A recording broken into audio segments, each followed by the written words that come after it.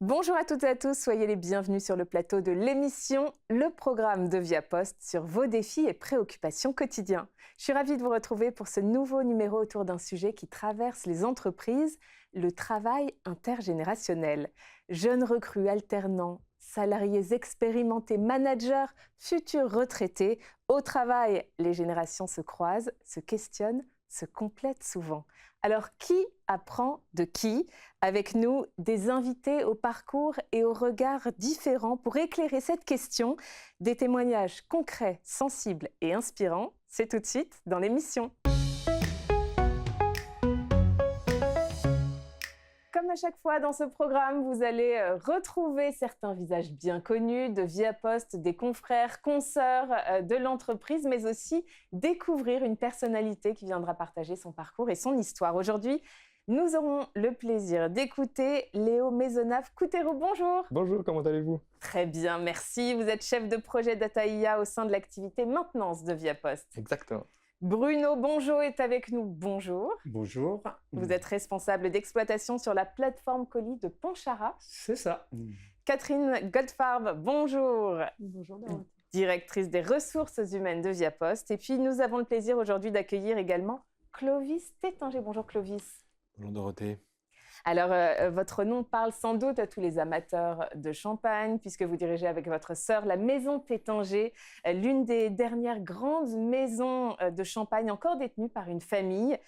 Votre témoignage était donc particulièrement précieux pour nous sur cette thématique du travail intergénérationnel, de la transmission et de la manière dont un héritage doit vivre avec son temps. Alors, avant d'échanger avec Clovis, je vous propose de découvrir la Maison Tétanger en images.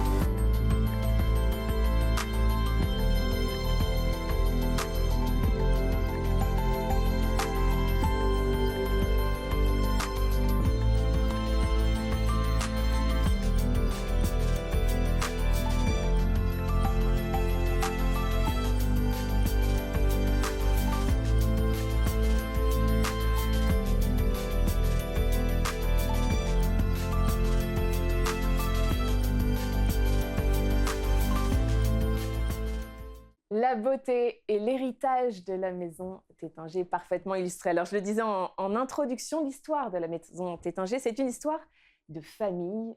Pouvez-vous nous en dire plus, Clovis? Écoutez, c'est une histoire qui a commencé il y a près de 100 ans, entre les deux guerres, puisque Tétinger a été fondé par mon arrière-grand-père, mon grand-oncle, et ensuite voilà, mon grand-père, mon père, et puis ma sœur et moi, ma sœur qui dirige aujourd'hui, qui est présidente du Champagne Tétinger.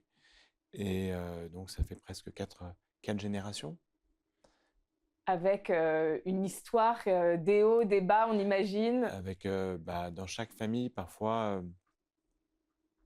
bien sûr, dans chaque famille, il y a des aventures, il y a des drames, il y a l'histoire avec avec un petit H parfois, ou un grand H, ça dépend. Et ce qui s'est passé, c'est que nous avions constitué un grand groupe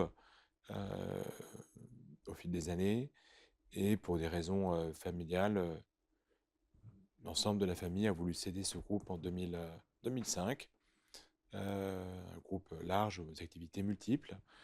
Et en 2006-2007, mon père, ses frères et ses sœurs, et nous-mêmes, ses enfants, avons racheté auprès des propriétaires américains, avons racheté le Champagne Tétinger, qui portait notre nom, notre histoire, quelque part un peu notre tradition. Et c'est à ce moment-là, fin 2007, que j'ai rejoint l'entreprise. Donc, la Maison Tétinger est revenue à la famille Tétinger. Alors, la transmission de certaines valeurs et de certains savoir-faire sont essentielles, j'imagine, pour garder l'âme d'une entreprise, surtout comme la vôtre. Qu'est-ce qui a traversé les générations Tétinger jusqu'à aujourd'hui? Qu'est-ce que vous avez préservé? D'abord, je pense qu'on a préservé, c'est la qualité de nos champagnes, puisqu'on construit quand même, c'est la base de tout. Nous vendons du vin, du champagne, et pour construire une grande marque, il faut de la qualité. Donc ça, c'est important. Ce qui a prévalu aussi, je pense, c'est le caractère des savoirs, préserver les savoirs. Nous avons la chance d'avoir des salariés qui restent en général parfois, souvent toute une vie au sein de notre entreprise, parfois sur des générations. On a on a l'exemple par exemple d'un chef du vignoble, il est resté, il est là depuis trois directeurs du vignoble qui est là depuis 3 générations, son grand-père, son père et lui-même, euh, ou certains les gardiens du château de Tétinger à côté d'Épernay, qui est là depuis 3 générations. Donc on a beaucoup d'histoires au-delà de notre propre famille, nous avons beaucoup d'histoires de, de, de, de, de, de, de- de maintien de la culture, de transmission de la culture. Euh, après, euh, Après, je pense que ce qui perdure, c'est le caractère d'abord personnel de, d'une famille et d'une entreprise. Je pense que ce qui est important, c'est qu'elle soit incarnée. En l'occurrence, elle est incarnée toujours par une famille. C'est très important pour nos salariés, peut-être aussi pour nos consommateurs et nos partenaires. Mais il y a aussi le caractère de la famille, donc c'est le style. Dans Tétinger, c'est une famille qui a du cœur, et ça, ce cœur n'a jamais disparu. Important de créer une société la plus heureuse possible, la plus personnelle possible. Quelque part, donc quand on met du cœur, ça facilite les choses. Et puis j'imagine qu'il y a aussi un sens du devoir et peut-être du sacrifice qui doit être présent. En tout cas, pour nous, c'est comme ça que pour ma sœur et moi, c'est pour mon père également. C'est ce qui clairement domine encore notre engagement. Euh, Quand on a fait le choix en 2006-2007 de racheter, puis de s'investir personnellement dans l'aventure, euh, c'était un choix compliqué, voire impossible, mais on l'a fait sans se poser de questions, euh, pour nos salariés, pour nos partenaires, pour nos clients. Et, euh, et s'il fallait le refaire, on le referait. Vous percevez cet héritage plutôt comme un devoir ou comme une chance? Ou les deux? Il y a toujours un peu de tout. Il n'y a pas de réponse. Il n'y a pas de réponse. Pas de réponse nette, mais plus comme une chance. Il faut être positif dans la vie, donc tout est chance. Alors justement, vous comptez, vous le disiez, de nombreux métiers artisanaux dans l'entreprise. Comment faire pour transmettre quand ce savoir est si rare, ce savoir-faire? Comment vous avez réussi à le faire perdurer? Encore une fois, je pense que le maître mot, c'est d'abord c'est de choisir. Il y en a plusieurs. C'est d'abord l'anticipation. Euh, Nous parlions précédemment du chef de cave. C'est le quatrième. En 100 ans, presque 100 ans, on a eu 4 chefs de cave. Donc ce sont des postes clés. Donc, parce qu'on parle de la qualité du vin, le style. Donc il faut anticiper tout changement, euh, tout changement générationnel. Prendre le temps d'anticiper, ça c'est la clé dans tous les métiers. Vous disiez en 100 ans, juste quatre Chef de cave. chefs de cave, donc ils sont restés 25 ans chacun quoi, en Voilà, c'est moyenne. ça. Vous avez besoin d'en plus parce qu'il faut une période de transition. Ouais. Mais donc il faut dans tous les métiers assurer quand même une forme de continuité. Et puis il faut se projeter dans le futur. Mm. Donc pour nous, ça a été, pour mon père, ma sœur et moi, ça a été aussi de renouveler profondément l'ensemble du management de l'entreprise en mettant une génération à l'époque jeune, motivée, capable de redonner un souffle et une passion à l'entreprise. Et c'est finalement là-dessus, c'est encore là-dessus que nous vivons. Et puis le troisième point, c'est quand même se dire, ben voilà, on vit dans une société qui évolue et il faut évoluer. C'est-à-dire qu'il faut faire évoluer non seulement nos compétences à tous, nos horizons, être ouvert, pas refuser le changement pour le changement. Parfois, même si on peut avoir des doutes, Mhm. faut quand même s'intéresser. En tout cas, il faut faire preuve d'intérêt, d'envie.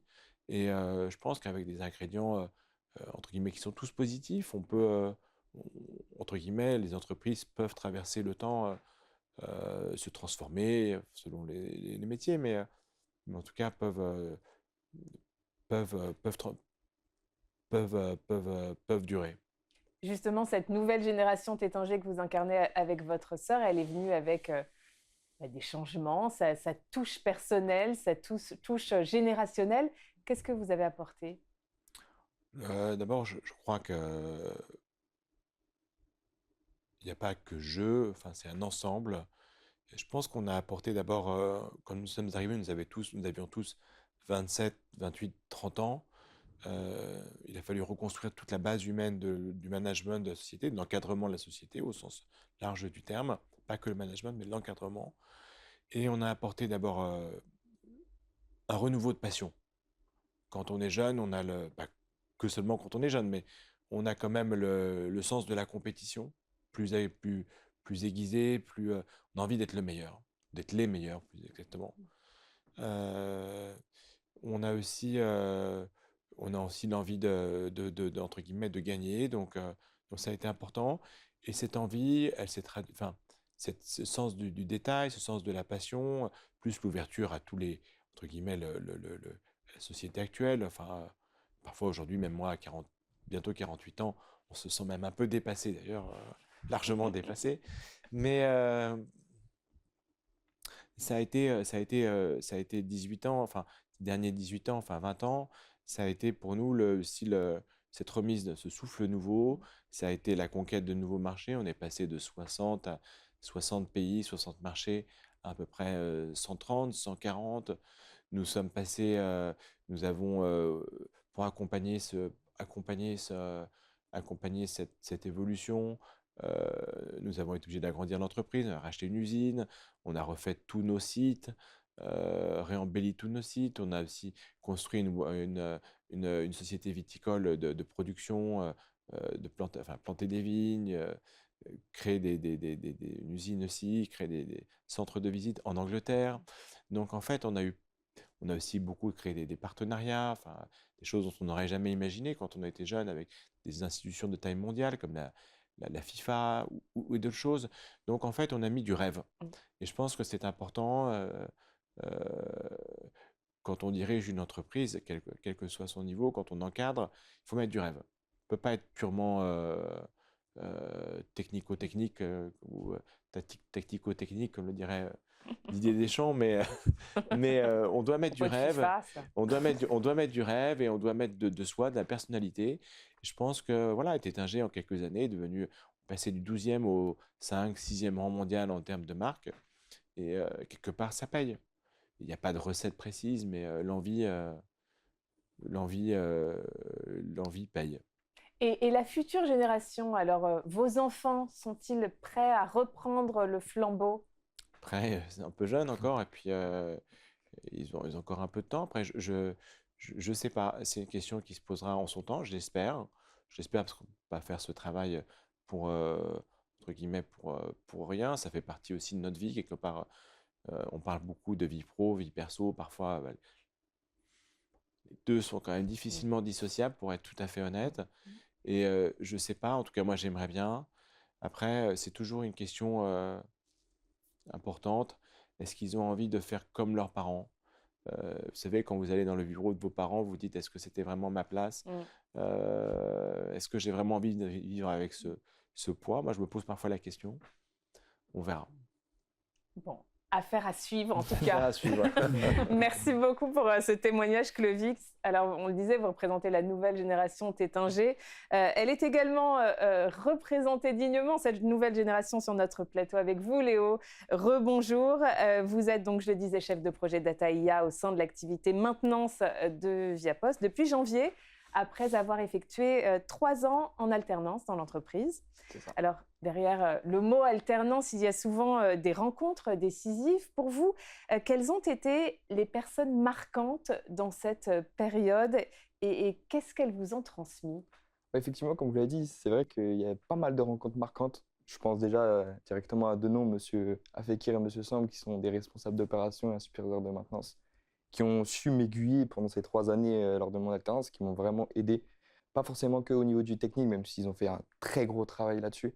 Ils m'ont aussi beaucoup donné confiance en moi, parce qu'on est dans un métier où on a besoin d'apprendre et que toutes les choses se renouvellent à chaque fois. Donc, c'est très important d'avoir cette confiance en soi et de pouvoir justement se confier et de pouvoir compter sur quelqu'un en entreprise. Donc, si je devais répondre à votre question, je dirais la confiance en soi et justement cette expertise technique. Et justement, on apprend sur le terrain. Vous disiez, qu'est-ce qu'on apprend justement sur ce terrain qu'on n'apprend pas dans la formation seule? Ah, malheureusement, pas forcément tout apprendre à l'école. Il y a beaucoup de choses qu'on est obligé de voir constater physiquement. Donc, on est obligé de communiquer avec nos collègues, de pouvoir justement avoir cette vision de vue, vu que certains de nos collègues ont 20, 30 ans d'expérience.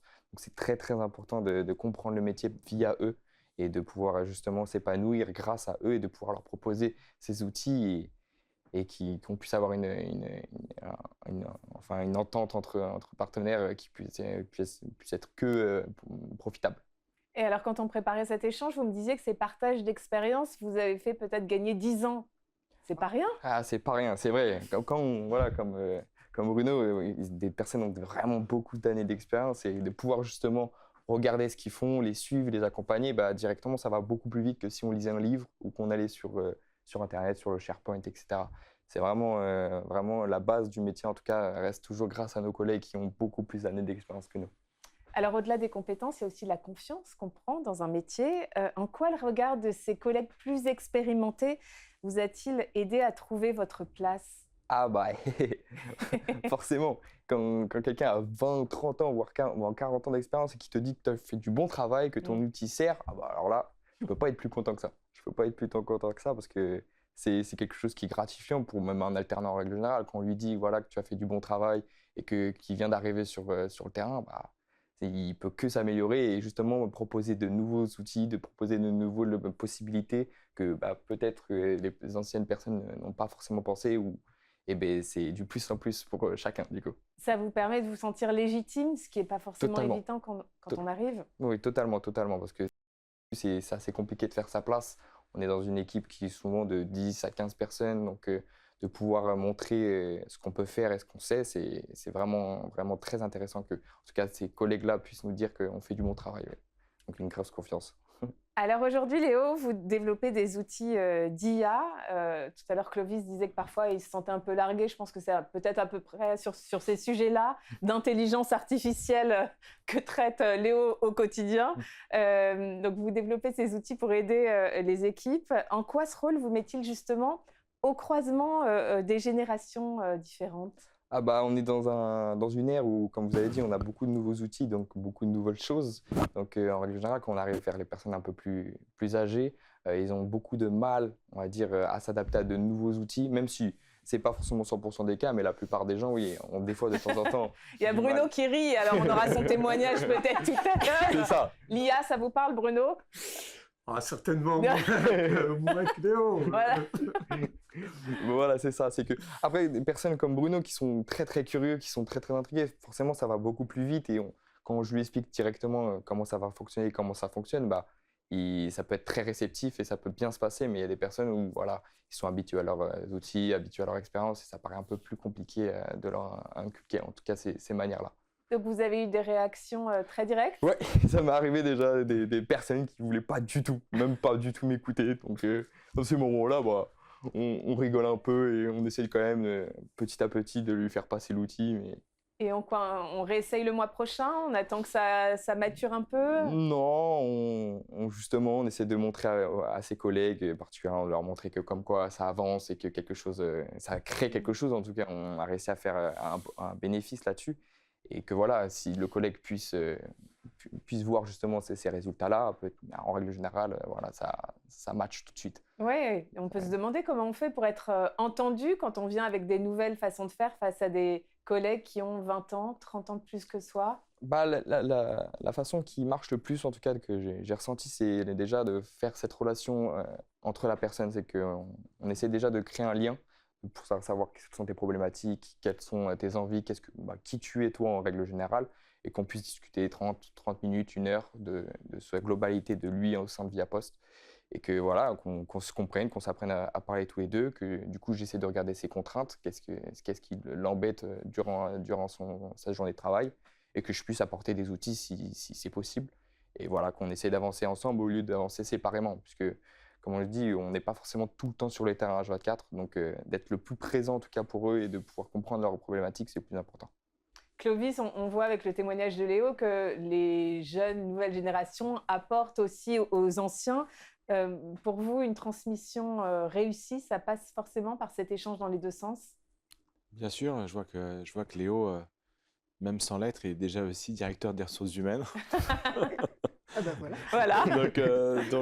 Donc voilà, d'expliquer d'expliquer les choses à des générations qui sont pas qui sont peu formées ou à des outils disruptifs, comme on dit aujourd'hui. Bah oui, ça fait partie du jeu, même si nous, dans nos métiers, c'est encore des métiers plus traditionnels. Donc, les changements sont peut-être moins forts. Peut-être qu'ils vont arriver, mais pour l'instant, L'IA n'a pas encore gagné les vignobles? ça en tout cas, il a déjà gagné l'agriculture. Pour donc les vignobles, oui, certainement dans le futur et peut-être pour de meilleures qualités ou de meilleures anticipations de certains besoins. C'est possible que ça le devienne important, oui, tout à fait. Léo, vous direz qu'il faut se préparer dès maintenant. Mais nous sommes prêts. Ils sont prêts, très bien. La maison Tétanger est prête. Nous Merci sommes beaucoup. ouverts et prêts.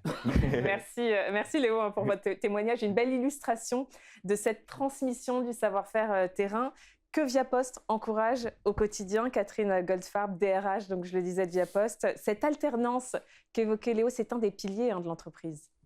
Oui, en effet, c'est par la transmission des compétences que tout se passe. Et donc, chez Viapost, effectivement, c'est sur le terrain.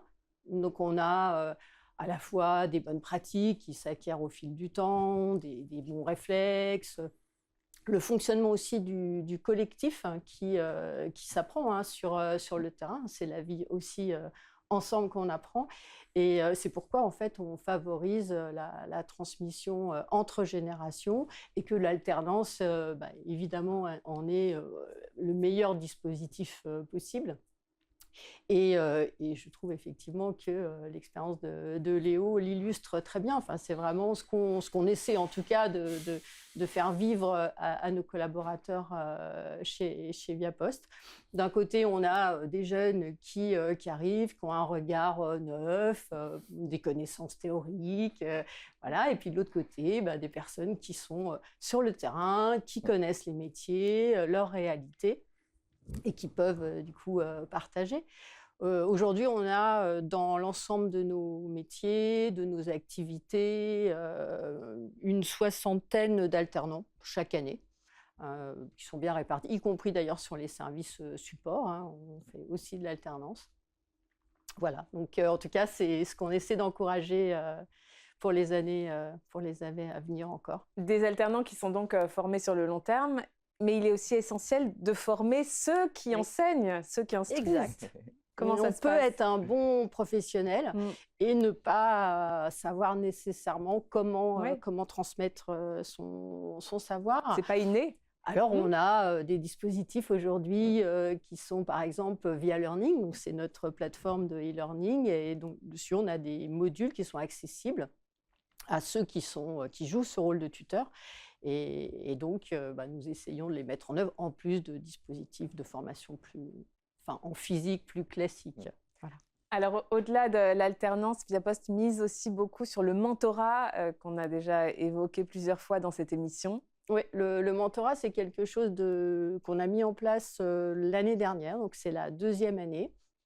L'idée, c'est de mixer à la fois les activités, enfin les collaborateurs issus d'activités différentes, de métiers différents et bien sûr de générations différentes, même si ce n'est pas nécessairement comme ça que ça fonctionne.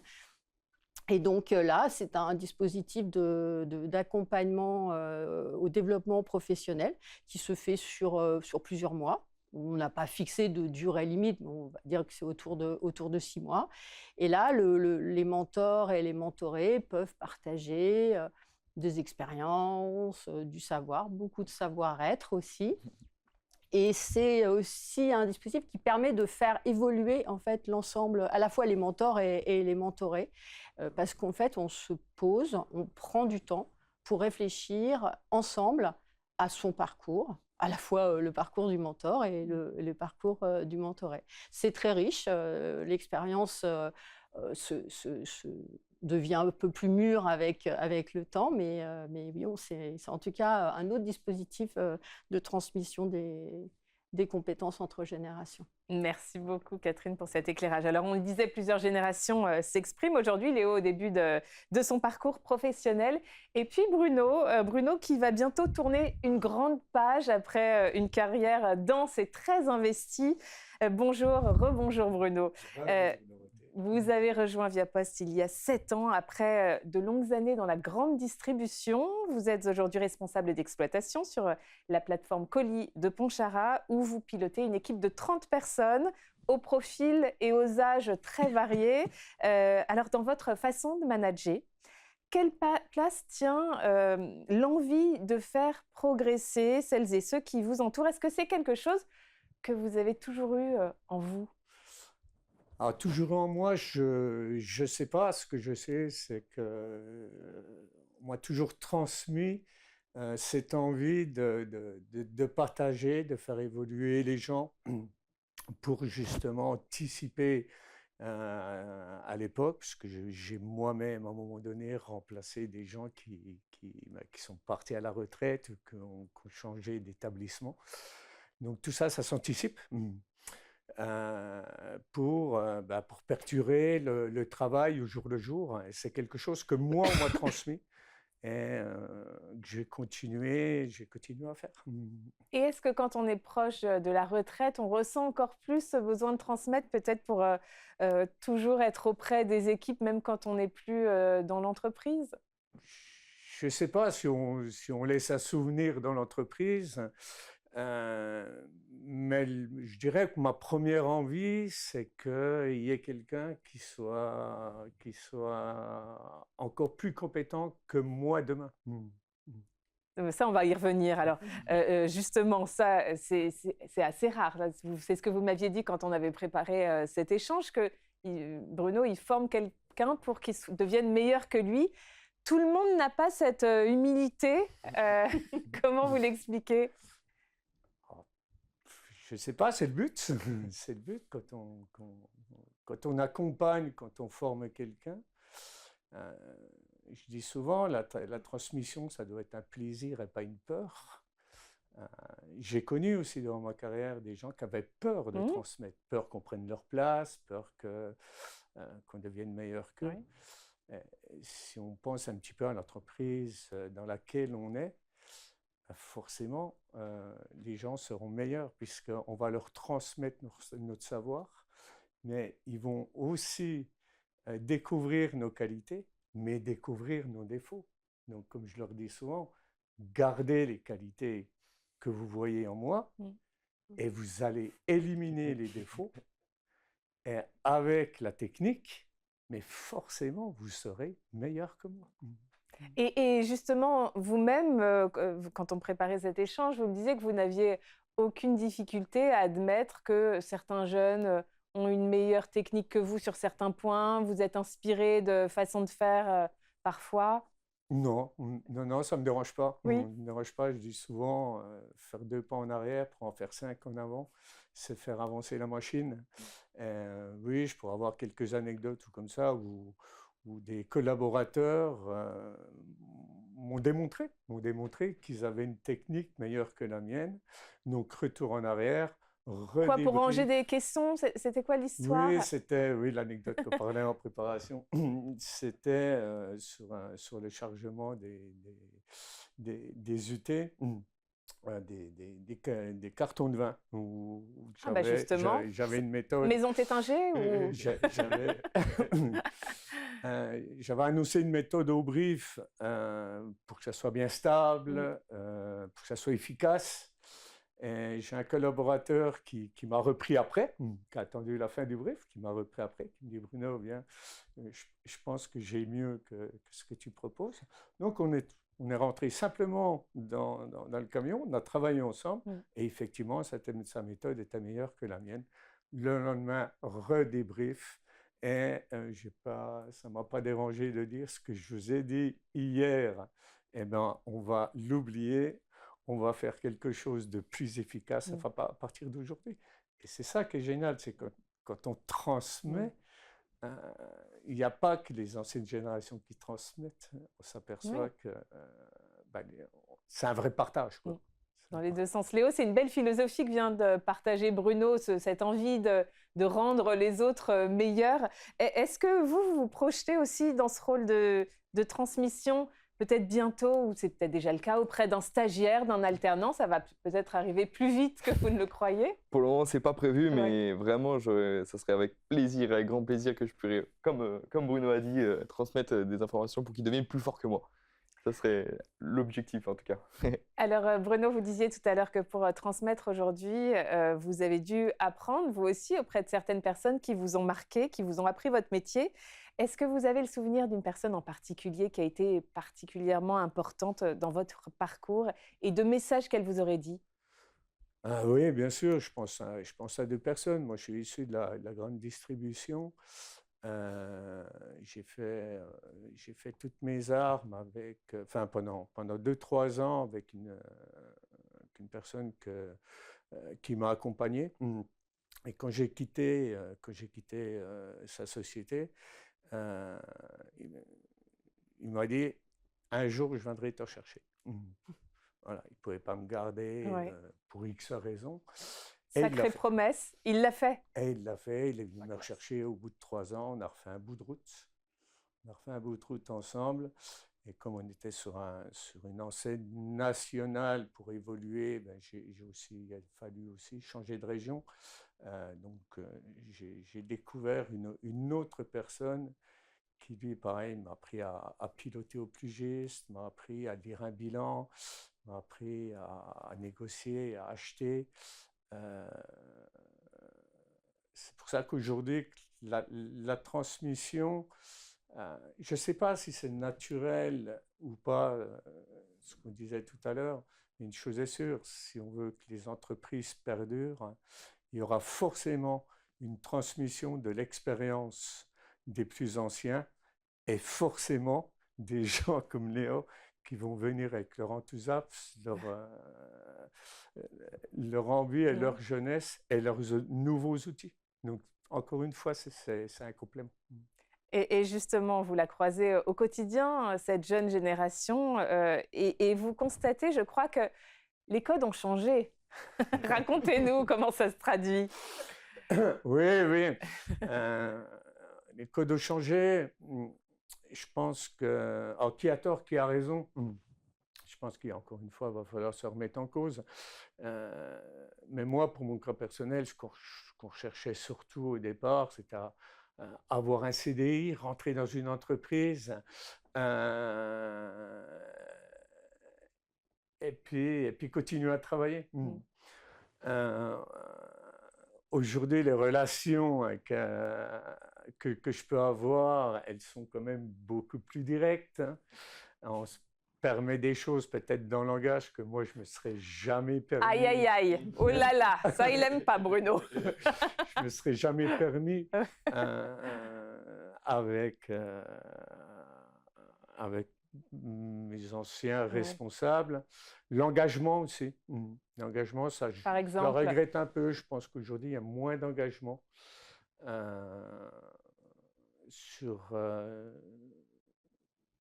il y a plus une recherche d'équilibre entre travail et loisir. Alors, bonne chose, mauvaise chose. Peut-être se remettre être capable de se remettre en cause également. Peut-être un peu moins de confiance, que je retrouve moins moi personnellement. Vous disiez que le travail le samedi matin, c'est plus aléatoire qu'avant, c'est ça? Il n'y a pas toujours tout le monde à l'heure. On va en rire, mais le nombre de voitures qui tombent en panne le samedi matin, ah mais c'est possible, qui sont en retard, le nombre de scooters qui ne démarrent pas le samedi matin, oui. Impressionnant. C'est un fâcheux hasard, vraiment une triste coïncidence. Voilà. C'est impressionnant. Et vous disiez, oui, les attentes sont plus les mêmes, mais en même temps, vous disiez que vous pouvez comprendre aussi que la vie personnelle, Bien c'est sûr. bien aussi qu'elle prenne une place Bien peut-être sûr. plus importante qu'à votre époque, dans votre génération, Oui, où oui, on bien pensait sûr. qu'au travail, au CDI. Ouais. Et... Ouais, je pense qu'on était, enfin moi pour mon cas, les journées n'étaient pas des journées de 7 heures, il y avait moins, je pensais moins aux loisirs, je pensais moins à tout ça. Et si ça change, c'est une très bonne chose parce que ça permet certainement aussi un équilibre de ne pas avoir, comme on dit souvent, toujours la tête dans le guidon Oui. et de pouvoir faire un peu autre chose. Après, Clo- c'est de trouver le juste milieu Oui. entre tout ça. Toujours. Clovis, vous le constatez, ce choc des générations? Oui, après, le choc, j'ai écouté Bruno et Lou avec intérêt. Selon les métiers, ça change pas. Enfin, selon les univers, on retrouve finalement les mêmes choses. Alors, il y a choc avec un grand C, choc avec un petit c. Mais c'est vrai que la notion d'engagement, j'ai parlé de sacrifice, finalement, la notion d'engagement est peut-être meilleure, en tout cas plus positive. Mais c'est vrai que, et ça je le pense, c'est important qu'elle revienne. On ne peut pas, aujourd'hui on est de manière globale, il y a quand même un peu moins d'engagement. Alors c'est bien, ça apporte peut-être d'autres choses, mais je pense qu'une entreprise, une société au sens large du terme, large, euh, pas forcément au sens économique, a besoin d'engagement, a besoin de remettre peut-être plus de générosité, donc ça veut dire pas forcément tout compter, ou pas forcément toujours se regarder. Voilà, je pense que c'est quelque chose dont c'est des changements qui sont enfin, subtils d'une génération à l'autre, mais, on doit revenir, à mon avis, l'engagement, le travail, entre guillemets, n'est pas mort. Et Bruno, malgré tout, malgré ces codes qui ont changé, on le disait, vous œuvrez pour la plus grande mixité intergénérationnelle. Ce n'est pas les jeunes d'un côté et les seniors de l'autre. Vous essayez vraiment de mixer ces générations. Oui, bien sûr. Puis il y a un intérêt pour tout le monde. Sur l'équipe de 30 personnes, on a des jeunes, des un peu moins jeunes, des gens un peu plus expérimentés. C'est effectivement de les faire travailler ensemble au quotidien, mais surtout sur 30 personnes, ne pas les mettre toujours sur le même poste avec les mêmes personnes. C'est de créer, eux-mêmes après créer cette dynamique. Nous, on peut mettre des choses en place au départ pour que ça fonctionne, mais la dynamique, après, elle vient de toutes ces personnes. Catherine, cette mixité générationnelle, j'imagine que c'est un vrai trésor pour Viapost. Oui, et elle participe en fait à un bon climat social et aussi, comme l'a dit Bruno, à la performance collective. Chez Viapost, nous avons la chance d'avoir beaucoup de salariés expérimentés. Nous avons 30% de nos salariés sur l'ensemble du groupe qui ont plus de 10 ans d'ancienneté et 15% qui ont plus de 20 ans d'ancienneté. Et nous continuons, toujours dans le même objectif, à recruter des salariés seniors qui ont de l'expérience pour faciliter ce partage d'expérience et cette mixité. Et puis, vous avez mis en place une expérimentation auprès des collaborateurs seniors, c'est ça? Oui, alors en fait, c'est un accord que nous venons de signer sur une de nos entités. Et en fait, c'est un accord qui permet de réduire la pénibilité pour les salariés qui sont sur certains types de postes, qui ont plus de 55 ans, qui sont évidemment volontaires sur des sites pilotes et qui vont pouvoir consacrer 5 heures de leur temps hebdomadaire à des missions de tutorat. Alors, les missions de tutorat, ça peut être de l'accueil, du réaccueil, la formation au standard au poste, enfin, tout type d'accompagnement en fait, et de transmission de l'expérience. Et aussi, en complément, nous avons ouvert la possibilité à des collaborateurs de plus de 60 ans de prendre 5 jours de congés supplémentaires par an. Et là, en fait, l'idée, c'est d'aménager le temps de travail, toujours dans cette idée aussi de pénibilité, et éventuellement de reporter ces jours soit avant le départ à la retraite, soit à des moments où on a envie de faire pause ou de faire autre chose dans sa vie. Voilà, on essaie de prendre attention, enfin de faire attention à nos collaborateurs. Donc, ça va se mettre en place là au mois de juin. Et puis, c'est un accord sur 3 ans et on verra après comment la suite, si on doit le renouveler ou faire autre chose. Merci Catherine, merci beaucoup à vous trois, merci pour ces témoignages et cette sincérité, on l'a bien compris.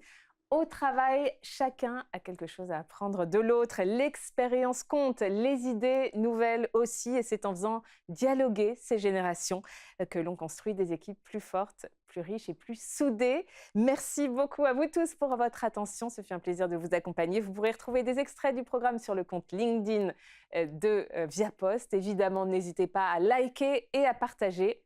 Très bel après-midi à vous tous et à bientôt. Merci beaucoup.